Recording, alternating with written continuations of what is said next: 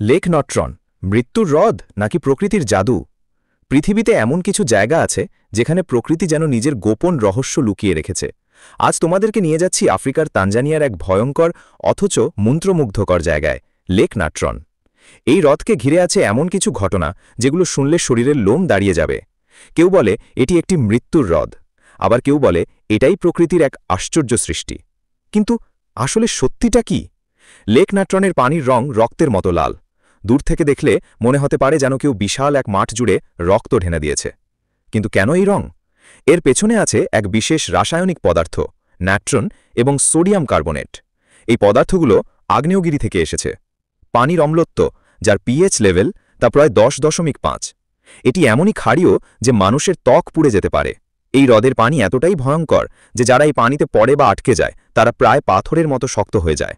পাখি বা ছোট প্রাণী এই পানিতে পড়লে কিছুক্ষণের মধ্যেই তাদের শরীর মমির মতো শুকিয়ে যায়। তানজানিয়ার ফটোগ্রাফার নিক ব্র্যান্ড এই রহস্যময় দৃশ্যগুলো প্রথম ক্যামেরায় বন্দী করেন। তিনি এমন সব প্রাণীর ছবি তুলেছেন যারা লেকের পাশে এমনভাবে শুকিয়ে গেছে যেন জীবনের শেষ মুহূর্তে তাদের শরীর থেমে গেছে চিরতরে। তবে সবই কি শুধুই মৃত্যু? না, আশ্চর্যের বিষয় হল এই ভয়ঙ্কর পরিবেশেও কিছু প্রাণী বেঁচে আছে, এমনকি প্রজননও করে।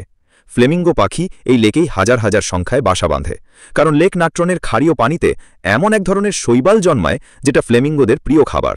আর এই বিষাক্ত পরিবেশ শিকারী প্রাণীদের দূরে রাখে, তাই ওদের নিরাপদ বাসস্থান হয় এটা। তাহলে প্রশ্ন হল, লেক নাট্রন কি শুধুই মৃত্যু বয়ে আনে, নাকি জীবন ও মৃত্যুর মধ্যকার এক অনন্য জাদু? এই হ্রদ আমাদের মনে করিয়ে দেয় প্রকৃতি যেমন ভয়ঙ্কর তেমনি সুন্দর। রহস্যে মড়ায় পৃথিবীর প্রতিটি কোণে আছে এমন কিছু যা আমরা এখনও পুরোপুরি বুঝতে পারিনি।